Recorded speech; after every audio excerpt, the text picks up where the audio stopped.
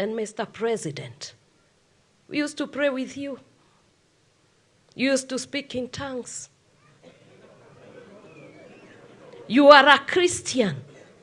God called you, and you want to build a church. Let's build the spiritual one first. Because the blood that is in our hands, that is not right. Let me start by asking this question. That the President of the Republic of Kenya is a Christian. And we don't know whether the next president will be a Christian or a Muslim or a Hindu or a pagan. The president wants to build a church at the Statehouse. And according to them, they are saying that the majority of the workers that are working at the Statehouse are going to remain predominant, whether we'll have a Muslim as a president, a Hindu as a president, but it will remain, that church will remain to be a Christian church. What if another president comes and decides to build a temple or a mosque? What will happen? And before I get into the discussion, let me ask this question. Between building a church and offering Kenyans jobs, which one should be served, or which one should be considered as a priority? Fellow Kenyans, that is what I want us to talk about. But before we do that, let me just quickly remind you that if at all we are meeting for the first time, don't forget to drop me a comment. Don't forget to click the subscribe button. You can drop me a comment in the comment section. Tell me where you're watching this video from and how these videos are reaching you. And also, just a quick request and a humble request, guys, that I have a funeral taking place next week. I'm supposed to travel probably on Tuesday. That is up country. And I'm requesting, guys, that if you can support me, you have your 100 shillings, you have your 200 shillings, you have your 50 bob, you have your 300, your 400, your 500, your 1,000, your 2,000, your 5,000, your 10,000. It will really help. Thank you very much. I've really seen a lot of messages. Those are sending messages even from abroad. Those who are in Canada, I've seen your message. Thank you very much. I will not mention your name. I say that your name is very much private. I have to keep it private. But I've seen those who have sent via the send wave. I've seen it, by the way. Thank you very much, guys. May God bless you. Asanteni sana. You are really good fans, guys. For those who are also coming, please, if you have your 50 bob, just send me via that number, please. I really appreciate. Because one thing I know is that as a community, as a Bonita Media community, we are building this community to stand with people. You stand with me today, I will stand with you tomorrow, and we'll stand with each other. That is it. We help each other. So just that is the request that I had, and now let us get back into the discussion. Now, I would like us to listen to Dorcas Rigathi. She is telling the president that, Mr. President, we used to pray together. We used to speak in tongues together.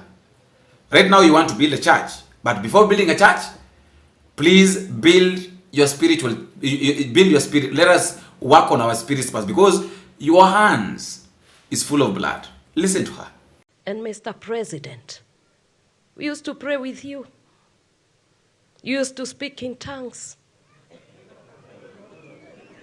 You are a Christian. God called you, and you want to build a church. Let's build the spiritual one first.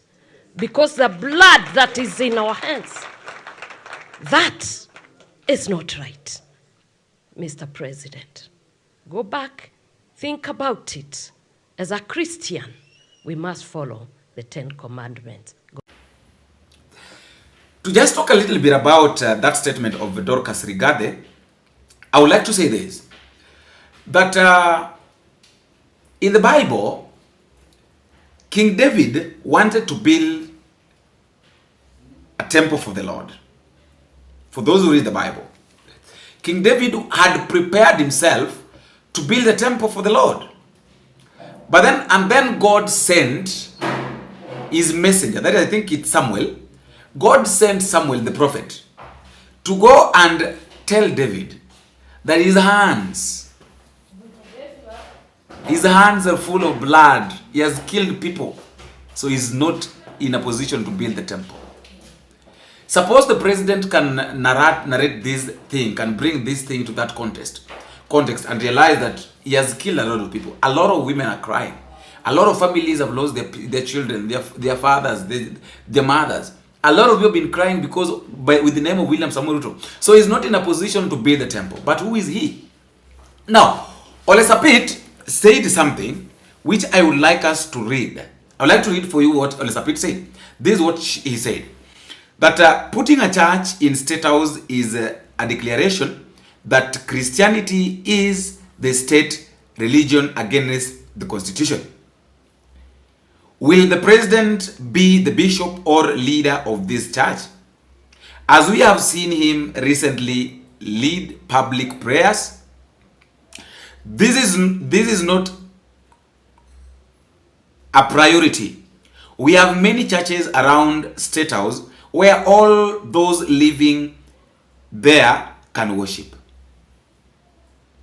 That is Olesapit. Now, I want to read for you what David Ndi said. You've heard Olesapit saying that there are a lot of churches around the Statehouse. So those who are living within the Statehouse compound can go and worship, can go and fellowship in those other churches. I think we have got Anglican around there, we have got Catholic around there, we have got SDA, if I'm not wrong. I'm looking at the picture, but the churches that I know are we have the ACK and the Catholic. Yeah, you're telling us that let me read for you what David Ndi said. That the church in Statehouse serves the over 1,000 government staffs and their families who live in Statehouse. The religion of the president is irrelevant. The staff will remain predominantly Christian, whatever the religion of the future president. That is David Ndi. Now I have a question. Olesapit is saying that there are a lot of churches around Statehouse. So those who are living, the workers that are living in Statehouse can be attending those churches. So in other words, there is no need of building a church. But then this question I asked, and Olesapit is also asking it, that who is he that is going to be the bishop of this church? Who are the elders? Elders are going to be people like David Ndi, people like Kimani Chungwa.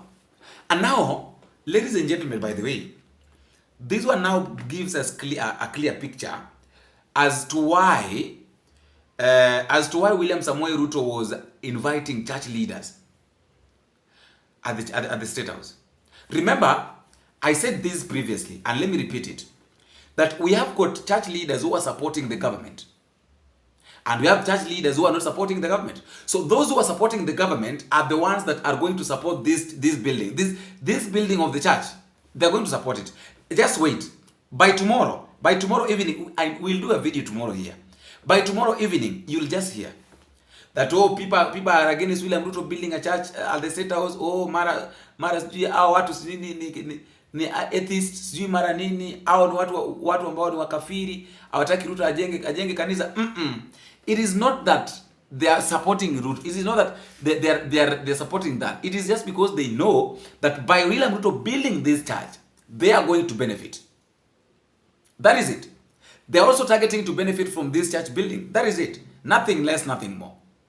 After all, guys, that is just my thought, and that is all I have for today. Let me know what to think at the comment section, but don't forget to drop your comment and tell me what you think and where you're watching this video from. Until we meet again, I have been your host, Bonfasawena. Bingo.